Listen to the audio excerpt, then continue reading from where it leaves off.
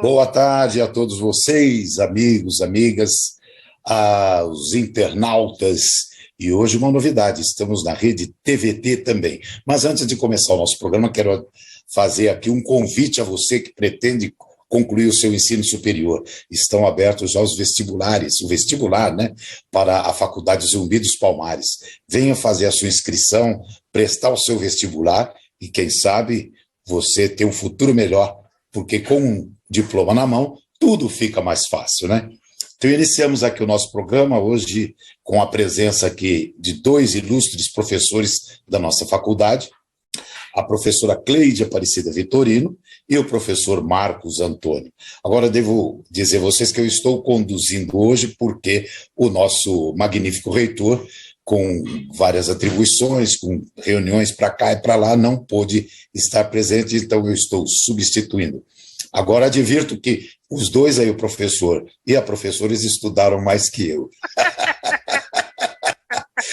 Professor Marcos Antônio, tudo bem? Professora Cleide? Tudo bem, alegria em vê-lo aqui, professora Cleide. É um prazer também, imensamente, E encontrá-lo. hoje nós temos um tema assim, vou dizer que de certa forma bastante espinhoso, viu? É um porco-espinho. Ações de reparação pela escravidão. Eu até vou ler um texto aqui. Movimentos sociais e partidos políticos ressuscitaram neste ano propostas de reparação financeira à população negra pelo período em que funcionou no Brasil o regime de escravidão. As iniciativas remontam um plano de compensação monetária elaborado no começo dos anos 90 por um grupo de advogados e levado ao STF, que reconheceu, por sua vez, a dívida, né? Reconheceu a dívida histórica do Estado brasileiro com a população afro-brasileira, mas afastou a ideia por julgar que a União não teria condições, né, de arcar com esse pagamento. Então, vale até lembrar uma passagem, né, que até hoje o Rui Barbosa é demonizado por conta de que muitos registros se perderam, né, que ele mandou botar fogo, eu não sei direito a história, não sei se é lenda ou é verdade, vocês podem confirmar, mas segundo a outra versão, ele fez isso porque a indenização pleiteada pelos senhores de escravo na época ia quebrar o Brasil, né? Ia quebrar o Brasil. Então, por isso ele tomou essa iniciativa. Não foi por conta de que ele detestava os negros, né? Não foi uma questão de ódio, né? É isso mesmo? E o que vocês acham dessa iniciativa? Primeiro, o professor Marcos Antônio.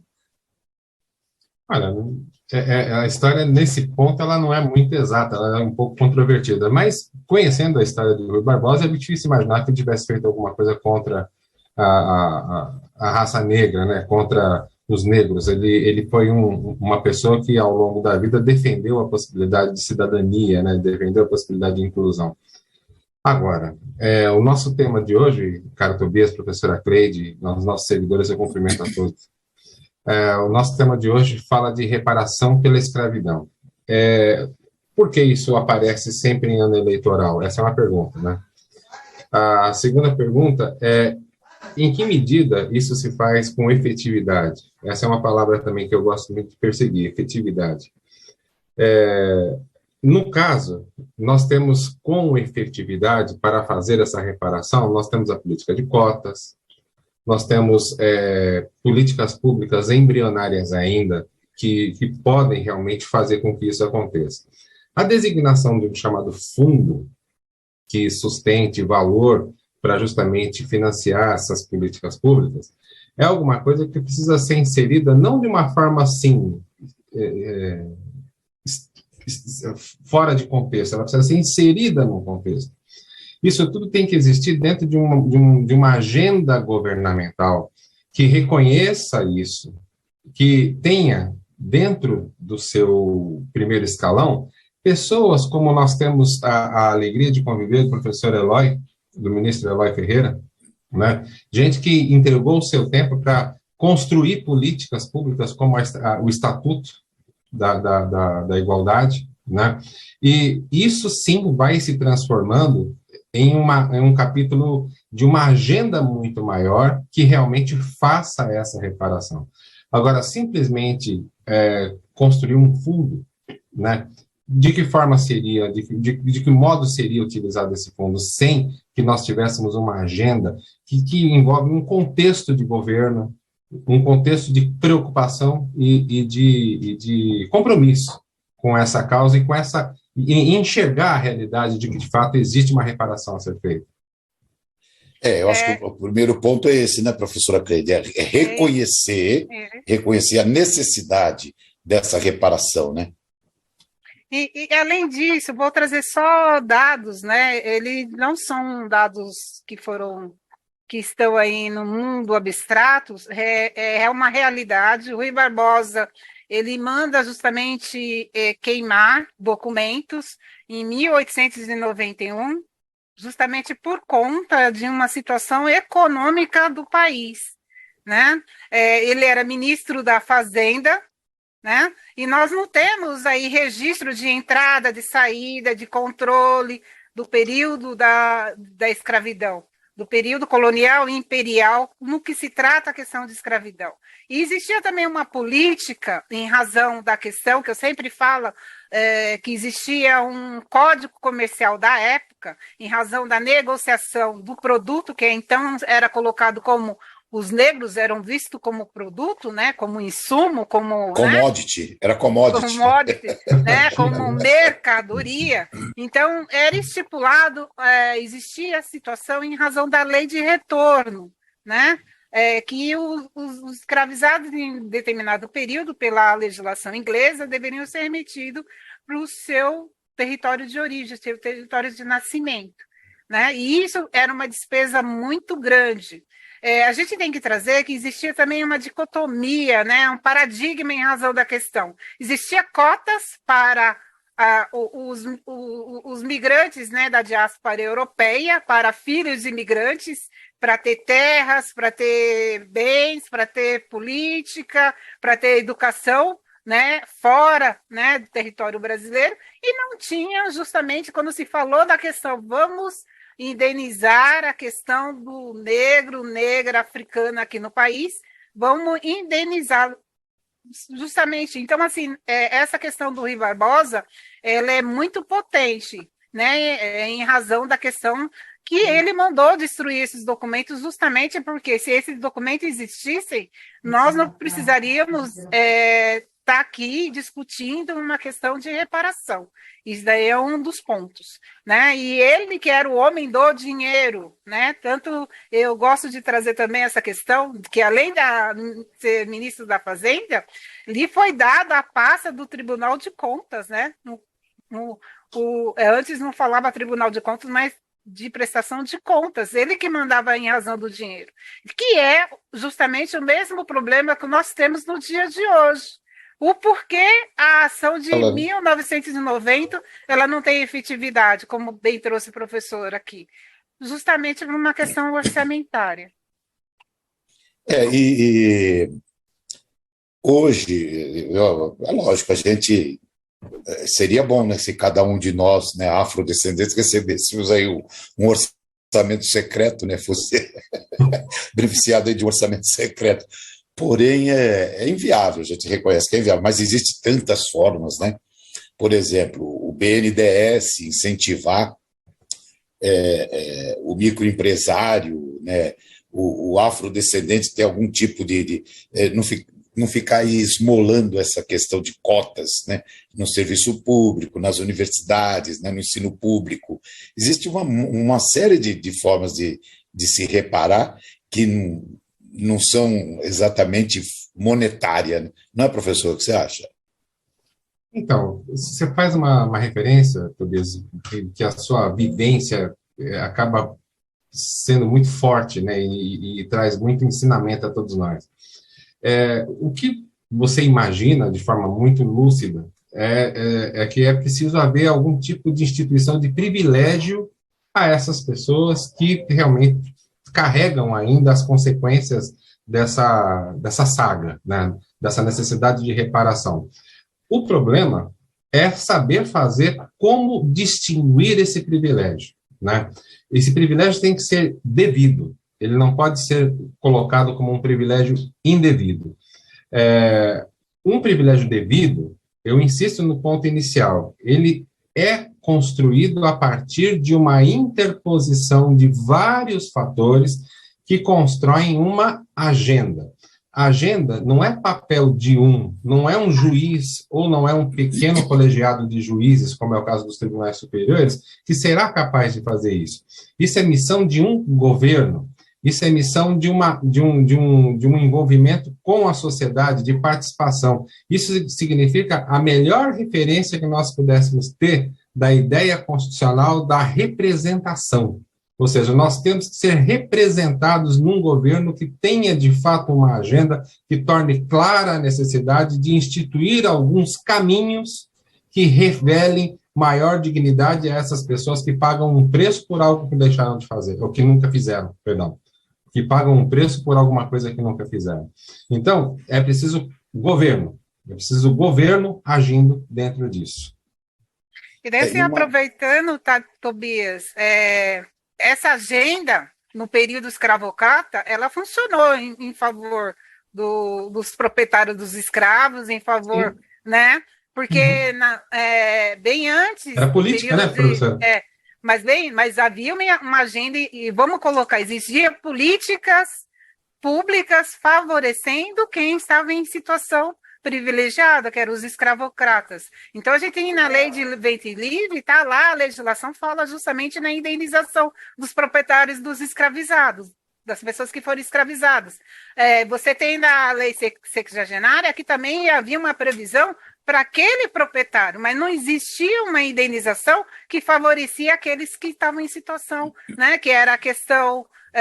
que estava em razão da idade, de doença, que foram, entre aspas, beneficiados pela legislação. E daí fica se discutindo no dia de hoje, né, uma política, um regime de cotas, uma política de cota, sendo que lá eles previram para quem tinha o poder, sendo que lá eles previram para aquele que, né, se favoreceu de uma situação econômica, de um trabalhador, né, vamos colocar trabalhador, mas que estava ali, né, em situação análogo à escravidão, que não foi beneficiado, não foi indenizado. E a legislação, ela previa essa indenização. É isso que tem que ficar bem claro. Nós não estamos reivindicando nada que não estava previsto em lei, estava previsto em lei. Né? O tratado que fala sobre a escravidão, a legislação que fala sobre a escravidão no mundo, ele fala justamente nessa questão, né, do regresso, do retorno, da indenização daqueles que passaram por situação. Só que no Brasil que não foi aplicado. Daí é interessante trazer, justamente a Harvard, ele dá como ação reparativa para os afrodescendentes $100, ok? Ele dá para cada estudante afrodescendente $100, que é um mecanismo. É pouco? É pouco, mas é um mecanismo de reparação. E ao contrário, né? Depois da Lei Áurea, quem foi indenizado foram os proprietários de escravos, como que ele era commodity, né? Quantos negão você tem? Quantas negonas? Eu tenho 50 negão e 30 negonas. Então tá aqui, ó, 80... Então, nós estamos pagando aqui por 80 afrodescendentes aí. E outra coisa, duas sacanagens fizeram, né? A lei de 1837, que nos impedia, né? Impedia os escravos e descendentes de escravos de acesso ao ensino público, e a lei de terras, de 1850. Sim. Eu não conheço, por exemplo, hoje nenhum latifundiário negão ou negrona. Tem? Não tem, não tem nenhum proprietário de terra. De família, não. Familiar, a gente tem direito a um pedacinho de terra. Quando Sim. morre, 7 pau. Mesmo assim, tem que pagar para morrer. Tem que pagar. Ainda tem que pagar, não é de graça. Errado. Eu quero ser cremado, então... Mas vai pagar para jogar cinza em algum lugar. Exatamente.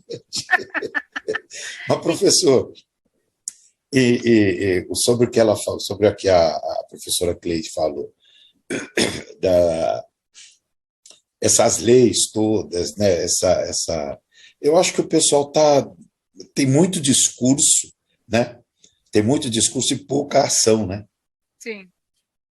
Olha, o que eu fico, às vezes, um pouco incomodado quando eu leio, quando eu trato desse tema, é com alguma falta de modernidade na forma de enfrentá-lo, né? Existe, lógico, tudo que a professora Cleide traz, e isso é absolutamente concreto, que ela traz como referência de uma pesquisa, que é uma pesquisa científica, uma pesquisa acadêmica, né? A professora Cleide, para quem não sabe, ela é a líder maior de um centro de pesquisa sobre esse tema, fora a vivência que ela reúne ao longo de toda a vida em torno desses temas. Então, falar com a professora Cleide é falar, em primeiro lugar, de uma autoridade sobre esse tema. Nossa, Mas obrigada. a professora Cleide, de algum modo, nós já conversamos isso privadamente, e não foi uma única vez, é preciso que nós tenhamos, inclusive, uma capacidade de pensar uma nova forma de trazer enfrentamento a essas questões. É preciso modernizar isso, é preciso promover um critério disruptivo, de desconstrução dessa forma de enxergar. Ou seja, o que a professora Cleide mostra, o olhar dela fala mais do que a voz. Quando ela fala em Harvard, eles recebem US$ 100, né? É pouco, mas recebem. Então, a voz dela diz uma coisa e o olhar dela nos dá outra convicção. Ou seja, isso, nos dias de hoje, não repara nada. Muito pelo contrário, distingue, discrimina. Então, hoje, nós temos coisas para fazer em termos de construção de política. Eu usei, nas duas intervenções anteriores que eu fiz hoje, uma palavra e eu quero usá-la outra vez. Nós precisamos construir agenda. Exato. Agenda que envolva a questão de natureza previdenciária, tributária, tudo. Tudo. Nós temos que colocar, enxergar essas diferenças e fazer o que o legislador constituinte de 88 determinou no caput do artigo 5º, que é, numa leitura assim, um pouco doutrinária, tratar desigualmente desiguais na medida de suas desigualdades. E quando se faz isso com um processo de inclusão, com um processo de separação de coisas, de atribuição correta de valor a cada ponto. Então, é agenda, gente. Enquanto isso, professora Cleide, caro Tobias, prezados seguidores, eu vejo, daqui a 2 dias começa a campanha efetivamente, a campanha presidencial efetivamente. É momento de discutir urna eletrônica? É momento de ter que mobilizar o país para defender democracia, como foi feito a semana passada, lindamente? Toda essa energia não poderia estar sendo voltada para a construção dessa agenda? Sim, Sabe? plenamente.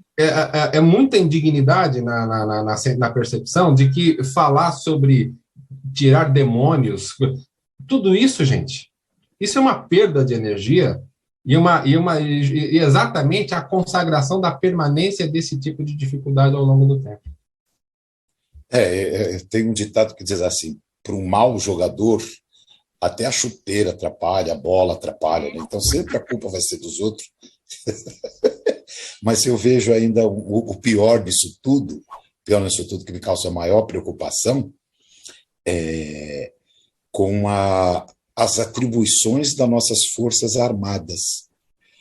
Ela não teria que, por exemplo, estar combatendo o garimpo ilegal na Amazônia, o tráfico que por ali passa de minério, de droga, de tudo, a nossa Fronteira. evasão de divisas, né? Eu fico às vezes preocupado. Se o Brasil, hipoteticamente, fosse invadido por um outro país, quem é que iria nos defender? As Forças Armadas estão preocupadas aí com urna eletrônica, com voto impresso. Daqui a pouco vamos acabar com o Pix, aí acaba com as TED e vamos voltar todo mundo usando cheque. Agora é cheque, volta tudo cheque. Cheque nominal, cheque aportador, lembra? Mas eu vou falar Tobias, para professora você, Cleide, Tobias. o que o Tobias nos traz é a definição mais elementar da diferença que existe entre conservador e reacionário. Nós não temos conservadores, nós temos um bando de reacionários. Sim, sim. E, Conservador trazer, é a minoria. e trazendo, sabe, Tobias e Marcos, eu acho que se fosse decretada uma guerra hoje, quem que iria para o front? Os negros, os pobres, os vulneráveis, entendeu? Porque realmente eu lembro lembro da minha juventude que nós tínhamos justamente essa questão do orgulho, né, de conhecer alguém que estava no Exército, na Aeronáutica, na Marinha. Eu tenho vários amigos, né? Quando se falava das Forças Armadas, apesar da história da ditadura, mas a gente tinha um orgulho, porque ali era um profissional, era um cidadão que ia representar o Brasil e representa o Brasil nessa questão da segurança. Hoje, eu pergunto para você, essa moçadinha hoje quer saber de Forças Armadas? Nada.